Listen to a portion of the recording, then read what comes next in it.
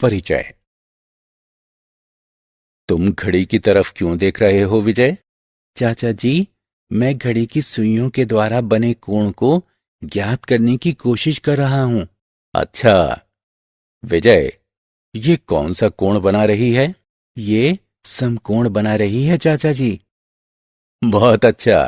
क्या तुम घड़ी के आकार पर भी टिप्पणी कर सकते हो विजय? हाँ हाँ, क्यों नहीं। इस घड़ी की 6 भुजाएं हैं और ये एक षटभुज है चाचा जी। बहुत अच्छे विजय, तुमने बहुत अच्छी तरह से ज्यामिति सीखी है। बच्चों, इस पाठ में आप ज्यामिति की मूल बातों के बारे में जानेंगे। आओ सीखें। रेखाओं, रेखाखंडों और किरणों के बीच अंतर करना। समकोण, न्यून कोण और अधिक कोण को पहचानना। चांदा और डिवाइडर की सहायता से कोण मापना। रेखाखंड, रेखाएं और किरणें। विजय डार्ट बोर्ड पर डार्ट फेंककर अपना निशाना पक्का कर रहा है। जहां इस तरह का एक डार्ट है, आइए उसे निकालते हैं। हम क्या देखते हैं? डार्ट ने डार्ट बोर्ड पर एक निशान छोड़ दिया है। निशान को एक बिंदु कहा जाता है। बिंदु का कोई परिमाण नहीं होता। उसकी कोई लंबाई, चौड़ाई या ऊंचाई नहीं होती। आइए एक और बिंदु प्रकट करने के लिए एक और डार्ट को हटाते हैं। हम इन दो बिंदुओं को ए तथा बी नाम देते हैं। अब हम इन दो बिंदुओं को मिलाते हैं। हमें एक रेखाखंड ए बी प्राप्त होता है। एक रेखाखंड की एक निश्चित लंबाई होती है। इसके दो अंत बिंदु होते हैं। क्या हम दो बिंदुओं ए तथा बी के बीच में एक और रेखाखंड खींच सकते हैं? नहीं, किन्हीं भी दो दिए गए बिंदुओं के बीच केवल एक ही रेखाखंड खींचा जा सकता है। रबर की इस पतली पट्टी को देखो। आइए हम इसे दीवार में कील से लटकाते हैं और इसे बिंदु सी नाम देते हैं। रबर का दूसरा छोर स्वतंत्र है। आइए इसे खींचते हैं। पहले थोड़ा सा, फिर थोड़ा और फिर थोड़ा और। हमें एक किरण प्राप्त होती है। एक किरण का केवल एक अंत बिंदु होता है। इसे विपरीत दिशा में असीम दूरी तक बढ़ाया जा सकता है। आइए अब कील को निकालते हैं और दूसरी दिशा में रबर को खींचते हैं। अब हमारे पास एक रेखा है। एक रेखा का कोई अंत बिंदु नहीं होता है। इसे असीम दूरी तक किसी भी दिशा में बढ़ाया जा सकता है। बहुभुज। हम हर सिरे पर रेखाखंडों से घेराव करके अलग अलग आकार बना सकते हैं। इस प्रकार से घिरी हुई आकृति को बहुभुज कहा जाता है। बहुभुजों को उनमें प्रयोग किए गए रेखाखंडों की संख्या के आधार पर अलग अलग नाम दिए गए हैं। यहां हम निम्न प्रकार के बहुभुजों को देखते हैं: त्रिभुज, चतुर्भुज, पंचभुज, षटभुज, सप्तभुज, अष्टभुज, नौभुज, दशभुज। त्रिभुज। हम प्लास्टिक के 3 टुकड़े लेते हैं और एक तौलिया का हैंगर बनाने के लिए उन्हें मिलाते हैं। हमने एक त्रिकोण बनाया है। एक त्रिकोण 3 रेखाखंडों से बना एक बहुभुज होता है। ये सबसे छोटा संभव बहुभुज होता है। आयत। हम एक फोटो फ्रेम बनाने के लिए नक्काशीदार लकड़ी के 4 टुकड़ों का प्रयोग करते हैं। हमने एक आयताकार फोटो फ्रेम बनाया है। एक आयत एक 4 भुजाओं वाला बहुभुज होता है।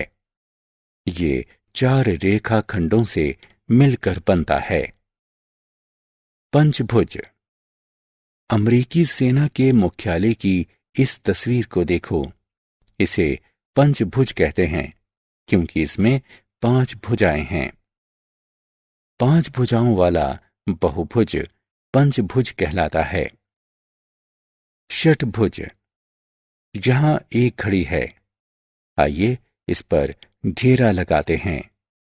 हमारे पास घड़ी के लिए 6 रेखाखंडों का एक घेराव है। एक षटभुज 6 रेखाखंडों से बना एक बहुभुज होता है। सप्तभुज, आइए हम 7 तिनकों का प्रयोग करके एक वॉल हैंगिंग बनाते हैं। 7 रेखाखंडों वाली इंद्रधनुष वॉल हैंगिंग तैयार है। 7 भुजाओं वाले बहुभुज को सप्तभुज कहा जाता है। अष्टभुज, ये जर्मनी में एक गिरजाघर की छत की तस्वीर है।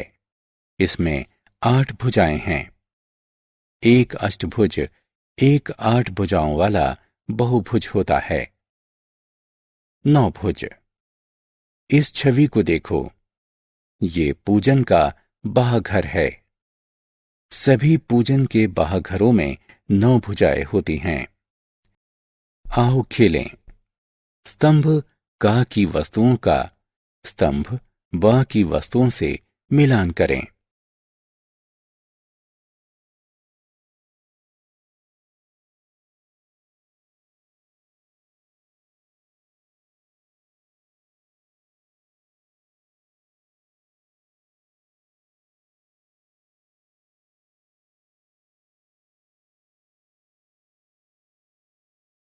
आओ खेलें। रिक्त स्थानों को भरने के लिए सही विकल्पों को उठाकर उनमें रखें। कोण, एक बहुभुज की कोई भी 2 आसन्न भुजाएं उन दोनों के बीच एक कोण बनाती हैं। एक कोण 2 रेखाओं, रेखाखंडों और किरणों के बीच की जगह होती है, जो एक उभयनिष्ठ बिंदु से परस्पर दूर रहती है। एक कोण की माप को अंश यानी डिग्री में दर्शाया जाता है। आइए 3 प्रकार के कोणों पर नजर डालते हैं: समकोण, न्यून कोण और अधिक कोण। आइए एक एक कर इन कोणों के बारे में विस्तार से जानें। समकोण, जरा इस दृश्य को देखिए। इस दृश्य में एक सीढ़ी एक दीवार के साथ खड़ी हुई है। आइए इससे बनते 3 कोणों पर नजर डालते हैं। सबसे पहले जमीन से दीवार द्वारा बनाया गया कोण।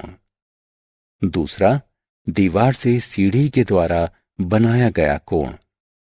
तीसरा, जमीन से सीढ़ी के द्वारा बनाया गया कोण। आइए जमीन से दीवार द्वारा बनाए गए कोण से शुरू करते हैं।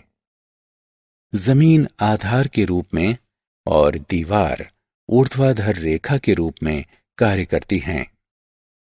यहां आप देखेंगे कि कोण एल के आकार का बन रहा है। ये एक समकोण है और इसकी माप 90 डिग्री होती है।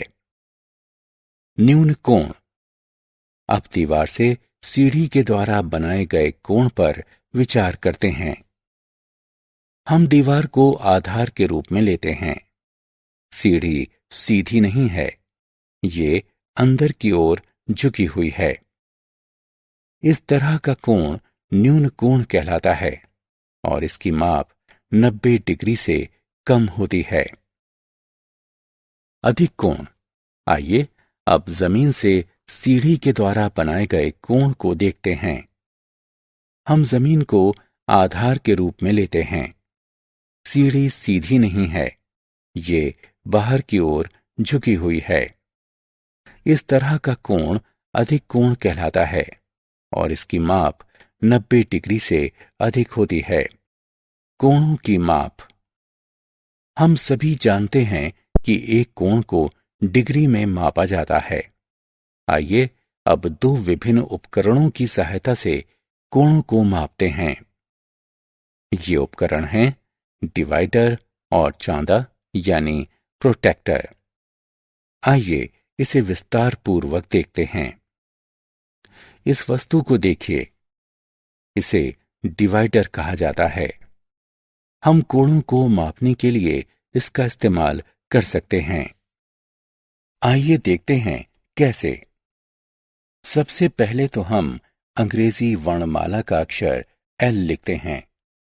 डिवाइडर को एल पर रखते हैं और एल से मिलाने के लिए इसे व्यवस्थित करते हैं। डिवाइडर को ऊपर उठाते हैं। इससे बना कोण समकोण है। अब अंग्रेजी वर्णमाला का अक्षर वी लिखते हैं। डिवाइडर को वी पर इस तरह से रखते हैं कि इसकी एक भुजा और उभयनिष्ठ बिंदु वी की एक भुजा और उभयनिष्ठ बिंदु से मेल खाते हों। आप क्या देखते हैं? डिवाइडर की दूसरी भुजा वी की दूसरी भुजा के बाईं ओर स्थित है। इसका तात्पर्य है कि वी एक न्यून कोण बनाता है जो समकोण से छोटा होता है। अंग्रेजी वर्णमाला के अक्षर के पर विचार करते हैं। चलिए इस तरह दिखाने के लिए इसे संशोधित करते हैं। आकृति पर डिवाइडर को इस तरह रखते हैं कि उसकी एक भुजा और एक उभयनिष्ठ बिंदु आकृति की एक भुजा और उभयनिष्ठ बिंदु से मेल खाती हो। आप क्या देखते हैं? डिवाइडर की दूसरी भुजा आकृति की दूसरी भुजा के दाईं ओर स्थित है। इसका तात्पर्य है कि ये आकृति समकोण से बड़ा कोण बना रही है, जो कि अधिक कोण कहलाता है। अतः हम डिवाइडर की सहायता से समकोण, न्यून कोण और अधिक कोण को माप सकते हैं। डिवाइडर को जितना अधिक खोलते हैं, वो उतना ही बड़ा कोण बनाता है। चांदा। चांदा एक अर्धवृत्ताकार ज्यामितीय उपकरण है। इसमें 0 से लेकर 180 डिग्री तक के निशान होते हैं। आइए एक चांदे की सहायता से एक घड़ी की सुइयों के द्वारा बने हुए कोणों की माप लेते हैं। ये घड़ी 3 बजे का समय दिखा रही है। घड़ी की लंबी सुई 12 पर है और छोटी सुई 3 पर है। चांदे को घड़ी की छोटी सुई पर रखें। चांदे के तल की क्षैतिज रेखा इससे मेल खानी चाहिए। चांदे का मध्य बिंदु उभयनिष्ठ बिंदु पर होना चाहिए, जहां घड़ी की बड़ी और छोटी सुइयां मिलती हैं। चांदी के भीतरी निशान को पढ़िए, जिस पर बड़ी सुई टिकी हुई है। ये 90 डिग्री है। अतः 3 बजे का समय एक समकोण बनाता है। ये घड़ी 6:20 दिखा रही है। घड़ी की लंबी सुई 4 पर है और छोटी सुई 6 पर है। चांदी को घड़ी की छोटी सुई पर रखिए। चांदी के भीतरी निशान को पढ़िए, जिस पर बड़ी सुई टिकी हुई है। ये 60 डिग्री है। अतः 6:20 का समय एक न्यून कोण बनाता है। अब इस घड़ी को देखिए।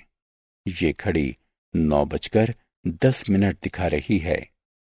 घड़ी की लंबी सुई 2 पर है और छोटी सुई 9 पर है। चांदी को घड़ी की छोटी सुई पर रखिए। चांदी के भीतरी निशान को पढ़िए, जिस पर बड़ी सुई टिकी हुई है। ये 150 डिग्री है। अतः 9:10 का समय एक अधिक कोण बनाता है। एक घड़ी की सुइयों से बने कोणों को एक चांदी की सहायता के बिना भी निकाला जा सकता है। घड़ी में किन्हीं 2 संख्याओं के बीच की जगह 30 डिग्री दर्शाती है। इस तर्क के आधार पर 3 बजे का समय 30 डिग्री गुणा 3 यानी 90 डिग्री होगा। 6:20 का समय 30 डिग्री गुणा 2 यानी 60 डिग्री होगा। 9:10 का समय 30 डिग्री गुणा 5 यानी 150 डिग्री होगा। आओ खेलें। चिन्हित कोणों पर मापों को खींचें और छोड़ें। हमने क्या चर्चा की? एक बिंदु का कोई परिमाण नहीं होता। एक रेखाखंड के 2 अंत बिंदु होते हैं। एक रेखा में कोई अंत बिंदु नहीं होते। एक किरण में एक अंत बिंदु होता है। समकोण की माप 90 डिग्री के बराबर होती है। न्यून कोण की माप 90 डिग्री से कम होती है। अधिक कोण की माप 90 डिग्री से अधिक होती है। कोणों